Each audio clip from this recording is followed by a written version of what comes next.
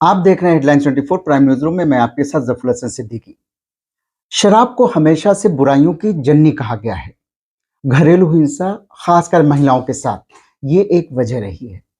आर्थिक तंगी की वजह से बहुत से लोग नकली शराब पी लेते हैं, जिससे आए दिन मौतें होती रहती हैं और घर के घर बर्बाद होते रहते हैं।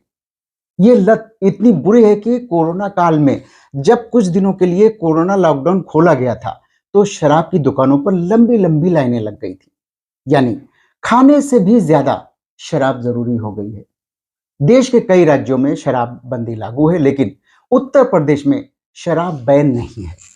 लेकिन बहुत सी सामाजिक संस्थाएं जो कि इसके खिलाफ आंदोलन करती रहती हैं और लोगों को जागरूक भी करती रहती हैं कि शराब का सेवन हमारे स्वास्थ्य और समाज के स्वास्थ्य के लिए हानिकारक है।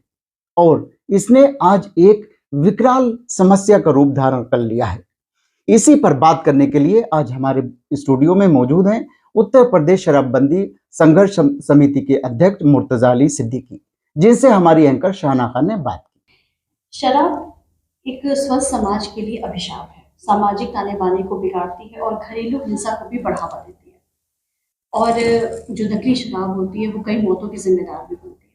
अभी पार्लियामेंट में इसको लेके हंगामा भी हो चुका है। इसके लिए आप क्या कहेंगे? देखिए, शराब अपने आप में जो है ना, ये अरबी का शब्द है जिसका एक बहुत अच्छा माने होता है बहुत ज्यादा पीने वाली चीज, मगर एक सोची समझी स्कीम के तहत इस नाम का इस्तेमाल किया गया और आज ये जो नाम है ना, ये अपने आप में इतना खराब नाम हो गया है कि जहन सुनते ही अपने आप में एक हीन भावना उत्पन्न हो जाता है कि कोई आदमी शराबी मेरे सामने बैठा हो या बात कर रहा हो। तो शराब तमाम बुराइयों की जननी है। जो लोग इसके फेवर में हैं, या तो इससे ताल्लुक रखते हैं पीने में, या तो इसके धंधे में शामिल हैं, या उस धंधे से उनको कुछ अर्निंग अलग से होती है। पार्लियामेंट में भी जो आज बहस हो रही है उसमें भी दो तरह के लोग हैं। एक लोग जो चाहते हैं कि सब समाज में इस तरह की किसी भी चीज की इन्वॉल्वमेंट नहीं होनी चाहिए, और जब संविधान में भी आर्टिकल 47 अगर आप गौर से पढ़ें तो संविधान में आर्टिकल 47 में बिल्कुल स्पष्ट शब्दों में ये लिख दिया गया है कि किसी भी तरह का मादक पदार्थ हो जिससे कि मानसिक स्थिति बिगड़ने का डर हो, आदमी होशो आवाज खोने का डर हो, चाहे वो लिक्विड में हो चाहे वो ठोस पदार्थ में हो, राज्य सरकार का पहला कर्तव्य होगा उसको रोक लगाना उस पर। मगर आप देखिए, तमाम सरकारें हैं जिसको इसको राजस्व का बहाना बनाकर इसको चालू की हुई है और कंटिन्यू इसका काम कर रही हैं। तो मेरी नजर में तो पूरे देश के अंदर शराबबंदी होनी चाहिए। और मोरारजी देसाई ने, जब वो वक्त के प्रधानमंत्री थे, वजीर आलम थे इस मुल्क के, उन्होंने पूरे देश में शराब को पाबंद कर दिया था। मगर उस वक्त भी कुछ प्रोपेगेंडा के जो इससे जुड़े हुए ब्यूरोक्रेट्स हैं, इससे जुड़े हुए राजनेता हैं, इससे जुड़े हुए शराब माफिया हैं, उन लोगों ने वो प्रोपेगेंडा क्रिएट करके उनको उस पद से भी इस्तीफा देना पड़ा। और तमाम उस वक्त के कांड थे पेशाब के संबंध में और तमाम दीगर चीजों को उछाल के उनको इतना मोरल हैरेसमेंट किया गया कि उनको पद से भी हटा दिया गया और फिर से शराबबंदी पूरे देश में चालू हो गई। इसी तरह मैं बताऊं कि बाकी हरियाणा में भी शराब बंद हो चुकी है, फिर वहां पर इसी तरह के ब्यूरोक्रेट्स, राजनेता और तमाम ये शराब माफिया मिलकर वहां फिर चालू कर दी है। तो ये जो पार्लियामेंट में जो हल्ला मचा रहे हैं, ये या तो खुद तो शराब का सेवन करते ही होंगे, नहीं करते होंगे तो इसका बिजनेस करते होंगे, अगर बिजनेस भी नहीं करते होंगे तो इनको फंड जरूर वहां से आता होगा। और जो लोग अच्छे लोग हैं वो हमेशा शराबबंदी के आपको सपोर्ट करेंगे। ये शराबबंदी संघर्ष समिति में आप कब से काम कर रहे हैं? देखिए, मैं बिहार का रहने वाला हूँ। बिहार, आपको मालूम है कि इस देश के अंदर दो ऐसे प्रदेश हैं जो गरीब प्रदेश के नाम से, और उनके बारे में जो भी है वो एक गरीबों की से संज्ञा जुड़ा हुआ है।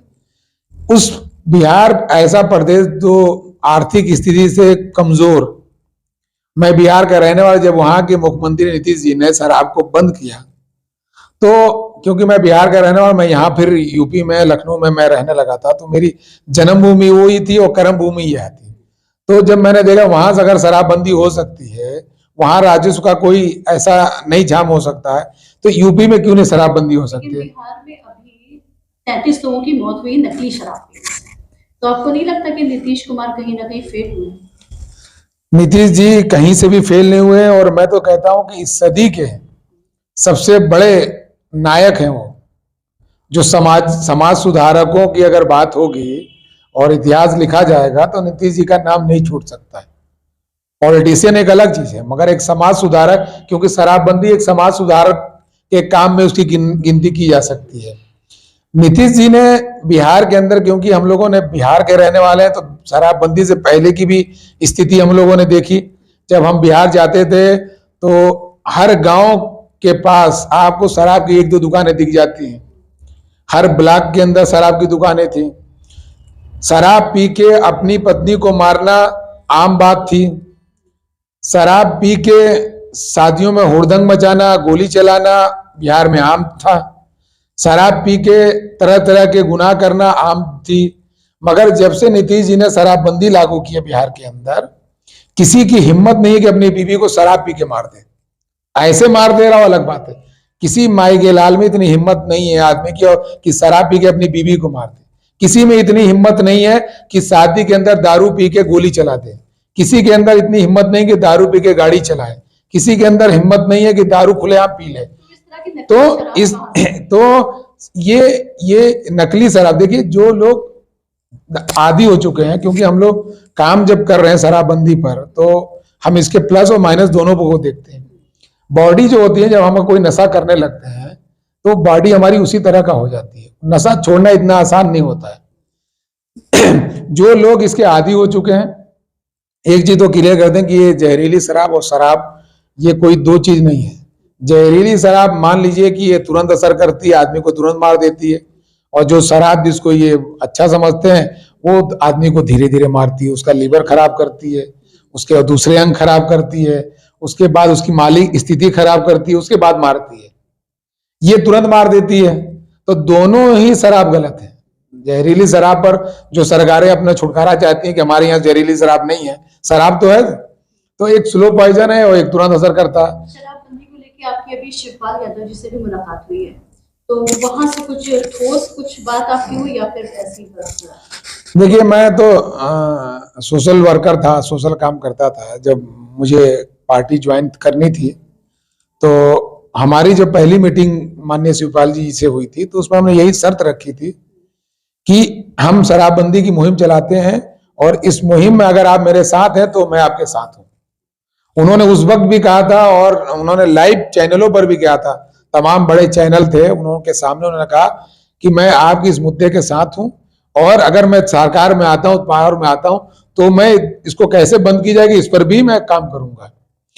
अभी जो मेरी मुलाकात हुई वो, क्योंकि मौलाना कल्बे सादिक साहब जिनका इंतकाल हो गया, वो हमारे शराबबंदी संघर्ष समिति के संरक्षक थे और उनका इंतकाल हो गया, तो मैं उनको संरक्षक बनने के लिए मैंने उनको रिक्वेस्ट की, जिसको उन्होंने स्वीकार किया है। तो इतनी बात हुई थी उनसे। शिवपाल यादव जी की जो प्रसपा है वो समाजवादी पार्टी में आ गई है, ठीक है, तो ये समाजवादी पार्टी को इससे कितना फायदा होने वाला है?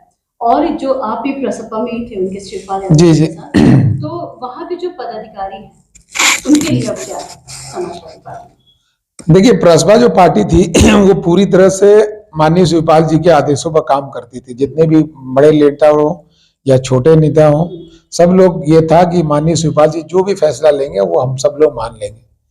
2022 के विधानसभा चुनाव में भी जब माननीय शिवपाल सिंह यादव जी ने सपा के साथ जाने का फैसला लिया तो सबने मेहनत की और खूब मेहनत किया कि जो भी कैंडिडेट उसको जिताने के लिए।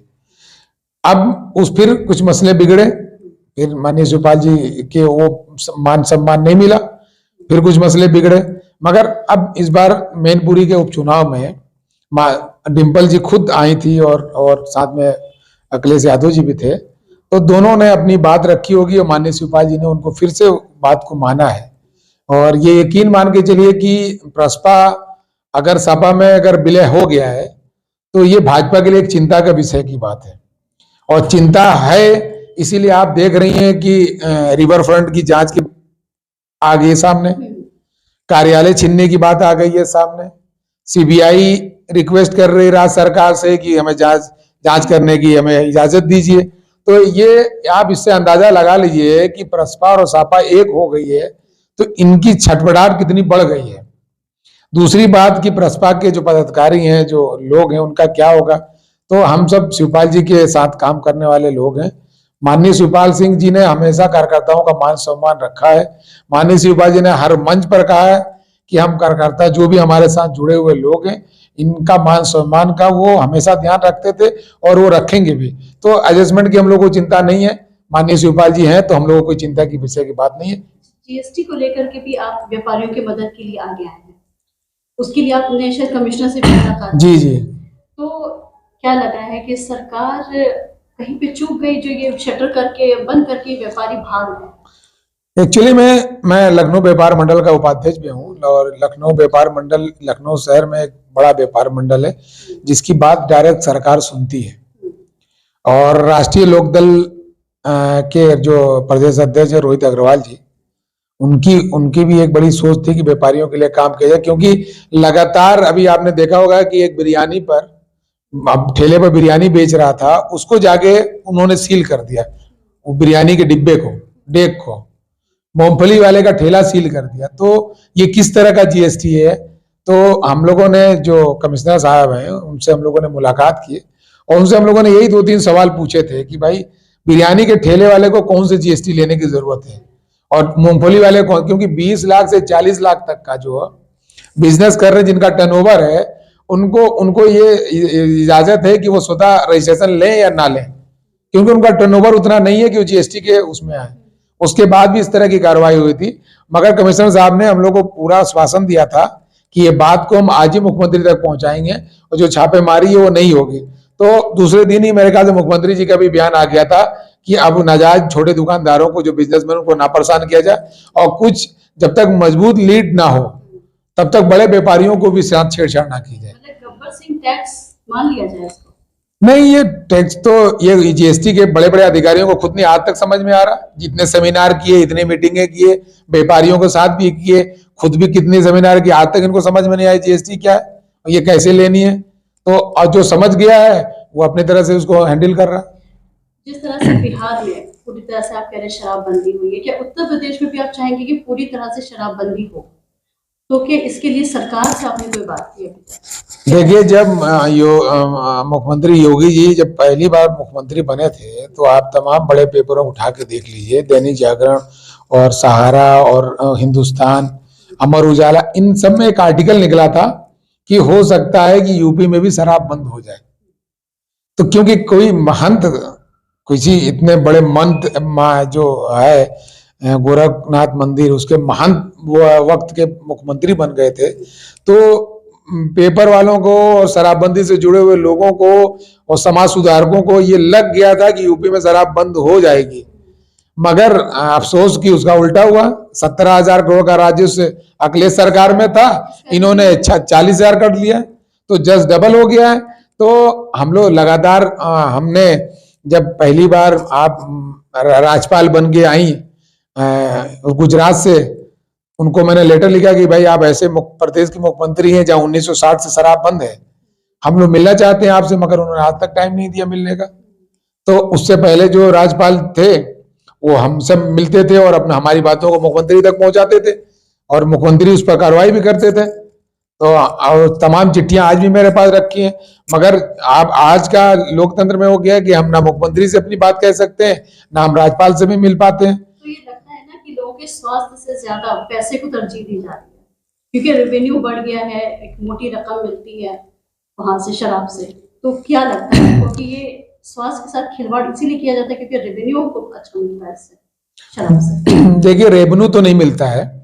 देखिए, कई तरह का रेवेन्यू है, जैसे राजस्व का बहाना, पब्लिक के अंदर भी एक बड़ी गलतफहमी है कि इससे राजस्व आता है और इससे डेवलपमेंट होते हैं, सड़कें बनती हैं, स्कूल चलते हैं, मगर इससे राजस्व नहीं आता है। मैं आपको एग्जाम्पल के तहत समझा दूं कि लेटेस्ट बिहार का ही एग्जाम्पल लीजिए, वहां तो राजस्व बंद है और उसको छोड़ दिया, आप गुजरात को ही ले लिए। 1960 से गुजरात में राजस्व नहीं मिलता है शराब से। तो क्या यूपी से खराब सड़कें हैं वहां पर? क्या यूपी से कम स्कूल है वहां पर? क्या यूपी से कम इंजीनियरिंग कॉलेज? क्या यूपी से कम लोगों का जीवन स्तर वहां नीचा है? तो जब गुजरात के अंदर कोई राजस्व 1 रुपए शराब से नहीं आ रहा, तो वो कैसे डेवलप कर रहा? और हमारे पास तो 40,000 करोड़ का आ रहा, इससे पहले 17,000 करोड़ का आता था, उससे पहले 35,000 करोड़ का हुआ, अब 40,000 करोड़ का हो गया। तो अभी हम गुजरात से क्यों पिछड़े हैं? आपको मैं बता दूं, यहाँ एक हमारे पड़ोस में एक देश है नेपाल, वहां आप चले जाइए तो इत्तेफाक से मेरा भी जाना हुआ, हर दुकान पर शराब बिकती। दुनिया की 3 जो गंदे काम है, शराब, नशा, शराब हो गया, आपकी जिस्म फरोशी हो गई, और जुआ हो गया। नेपाल के अंदर 2nd लार्जेस्ट कैसीनो है, दुनिया का दूसरा सबसे बड़ा जुआ घर नेपाल के अंदर है। शराब आपको हर दुकान पर मिल जाएगी, वेश्यावृत्ति आपको हर जगह मिल जाएगी। इसके बाद भी दुनिया के चुनिंदा गरीब देशों की लिस्ट में है। कौन सा राजस्व उसको नहीं मिल रहा? गलत तरीके से पैसा कमाया हुआ। और राजस्व मैं कहता हूं, ये क्या मंगल ग्रह से लाते हैं क्या? किसी गरीब के घर का राजस्व कम करके अपना राजस्व बनाते हैं। इनका राजस्व कहां से आता है? शराब का। जब एक 500 रुपए कमाने वाला जब 300 की दारू पी जाएगा, उसको आप अपना राजस्व कह रहे हैं। तो वो जब उसका स्तर गिर गया, वो अपने बच्चों की फीस नहीं जमा किया, अपने इलाज पर खर्च नहीं कर पाया, वो जो असामाजिक उसकी मृत्यु हो गई, उम्र से पहले वो मर गया। ये गरीब के राजस्व को आप अपना राजस्व बना लेते हैं। है ये इनका कोई राजस्व, और ना सरकार को इससे कोई बेनिफिट है ना कुछ है। और इतने भी मद हैं। एक, अब राजस्व की बात आपने की, एक इन्होंने आबकारी विभाग बनाया हुआ है, अपने आप में बहुत बड़ा डिपार्टमेंट है। उसका काम यह है कि शराब कैसे बनेगी, कौन बनाएगा, किस तरह का बनाएगा, कौन बेचेगा, कैसे बेचेगा, कहां बेचेगा, इसका सारा काम आबकारी विभाग का काम है। एक उन्होंने मद निषेध विभाग बना रखा, जिसका सिर्फ यह काम है कि शराब कोई ना पिए, इसकी रोकथाम के लिए करोड़ों रुपए का खर्च करती है डिपार्टमेंट पर। तो भाई ये डिपार्टमेंट भी बंद कर दो, सिर्फ राजस्व लो ना, क्या जरूरत है तुम्हें आबकारी मद निषेध विभाग चलाने की? तो राजस्व के नाम पर पब्लिक को गुमराह करते हैं। इनको कोई राजस्व नहीं है। ये राजस्व जो नेता है, जो ब्यूरोक्रेट्स है, क्योंकि बड़ी बड़ी फैक्ट्रियां इनकी है, ये फैक्ट्रियों में शराब बनाते हैं, 10 रुपए की 1000 में बेचते हैं, उससे ये राजनेताओं को चुनाव में मदद करते हैं, उससे वो चुनाव लड़ते हैं, बरगला के शराब का परोसते हैं। चुनाव में सबसे ज्यादा इस्तेमाल शराब का होता है, और पैसे के बाद शराब का सबसे ज्यादा। उसमें ये एक लंबी एक कहानी है इनकी, उस कहानी को ब्रेक ना हो जाए, इसलिए शराबबंदी का फेवर में रहते हैं लोग। ये खुद जानते कोई फायदा नहीं शराबबंदी, शराब के राजस्व से। अच्छा, एक बात बताइए कि लोग शराब पीने के तरह तरह के बहाने बनाते हैं। कोई कहता है दोस्त ने पिला दी, कोई कहता है कि मतलब तरह तरह के बहाने होते हैं लोगों के शराब पीने के। तो किस तरह से जो यंग जनरेशन है, आप उसको कैसे मना कर सकते हैं कि तुमको शराब नहीं पीनी है, या इसकी आप बुराइयां किस तरह से गिनवा सकते हैं? किस तरह से यूथ आज का शराब ना पिए, इससे दूर रहे? देखिए, सबसे पहला कर्तव्य तो राज्य सरकार का है कि इसको बंद करें। बंद करनेंगे तो उसमें एक होगा कि जो लोग तो छोटे-छोटे प्रोग्राम्स चलाते हैं बच्चों के। नहीं, हम लोग क्या है ना कि देखिए, अगर आप इसको कहते हैं कैसे खत्म कैसे हो, तो देखिए बुराइयां जो है ना वो आदिकाल से अंतकाल तक रहेंगी। आदिकाल से आ रही है, वो अंतकाल तक रहेंगी। जब अच्छे लोग होते हैं तो अच्छाइयां बढ़ जाती हैं, जब बुरे लोग होते हैं तो बुराइयां बढ़ जाती हैं। ना कभी अच्छाइयां खत्म होंगी, ना कभी बुराइयां खत्म होंगी, दोनों चलती रहती हैं। कभी अच्छाइयां ज्यादा होंगी, कभी बुराइयां ज्यादा होंगी। लोग शराब ना पिए, ये माहौल बनाना पड़ेगा हमको। चाहे वो हमारे घर का बच्चा हो, माहौल बनेगा कैसे? या तो राज्य सरकार अपने स्तर से पहले बंद करे, तो उसमें यह होगा कि जो लोग तो आदी हो चुके हैं, वो कहीं ना कहीं किसी भी तरीके से, वो चाहे जहर समझ के शराब को पिएंगे, वो मरेंगे, जैसे बिहार में मरे, ठीक है। और दूसरा, मगर जो नई नस्ल है हमारी, जब उसको आसानी से चीजें नहीं मिलेंगी तो उसके लिए वो मेहनत भी नहीं करेगा। जो लोग आदी हो चुके हैं वो तो मेहनत करेंगे, मगर जो लोग नया नौजवान है, हमारा घर का नया आज पैदा हुआ बच्चा है हमारा, वो जब बड़ा होगा तो वो जान ही नहीं पाएगा दारू क्या होता है।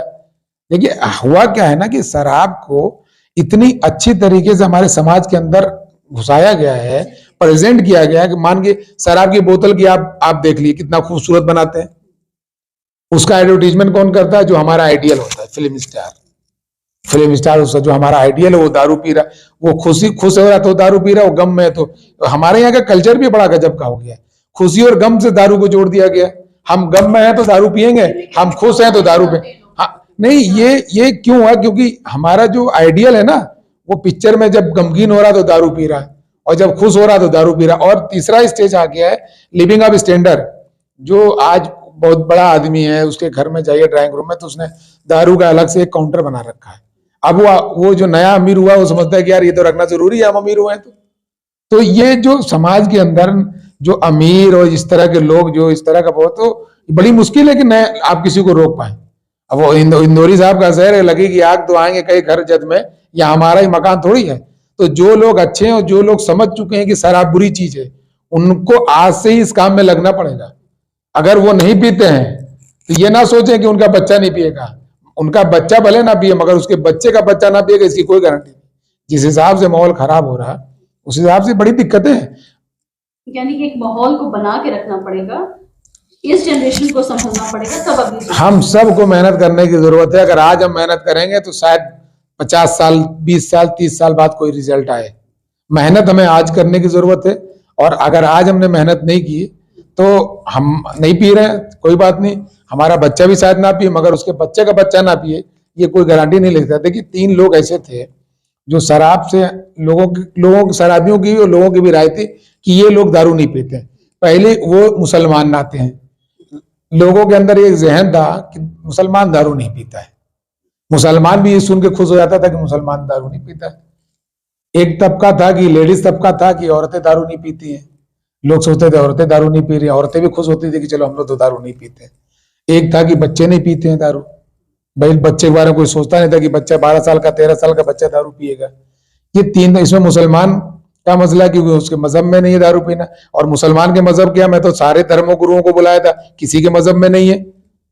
तो अब क्या हुआ, आज की डेट में मुसलमान कितना दारू पीने लगा, आप अंदाजा लगाइए। अच्छा खासा तादाद मुसलमानों की दारू पीने लगी है, औरतें दारू पीने लगी हैं, बच्चे दारू पीने लगे। क्यों? क्योंकि इन तीनों ने सोचा कि ये मेरा काम नहीं है, हम नहीं पीते हैं। अगर ये मुसलमानों ने जद्दोजहद जारी रखी होती कि मैं नहीं पीता हूं, तुम्हें भी नहीं पीने दूंगा, तो शायद मुसलमान आज एक भी दारू पीता हुआ नजर ना आता। औरतों ने ये सोचा होता कि मैं नहीं पीती हूं, तुम्हें भी नहीं पीने दूंगी, तो शायद औरतें ना दारू पी होती। बच्चे तो क्या कोशिश करेंगे, अगर हम तो सुधर गए होते तो तीसरा हो। मैं अभी एक एग्जाम्पल बच्चों का मैंने जिक्र इसलिए किया कि अभी मेरे एक दोस्त की बच्ची है, 9th में पढ़ती है इस शहर के रेडफोर्ट मतलब अच्छे स्कूल में। उसने बताया कि अंकल हमारे क्लास में 2 लड़कियां हैं जो छोटी सी बोतल में कुछ लाती हैं दारू और बाद में कोल्ड ड्रिंक में मिला के पीती हैं। तो मैंने उससे पूछा कि उनको मिलते कहां से, तो उन्होंने कहा कि अपने पापा की बोतल से निकाल के लाते हैं। तो ये हमारा समाज इस स्तर पर जा रहा है, और हमारे राजनेता इस लड़ाई में लगे हुए हैं कि शराब बंदी ठीक है कि नहीं बंदी ठीक है, जबकि कोई मतलब इससे कोई कह ही नहीं सकता कि शराब लागू होना चाहिए।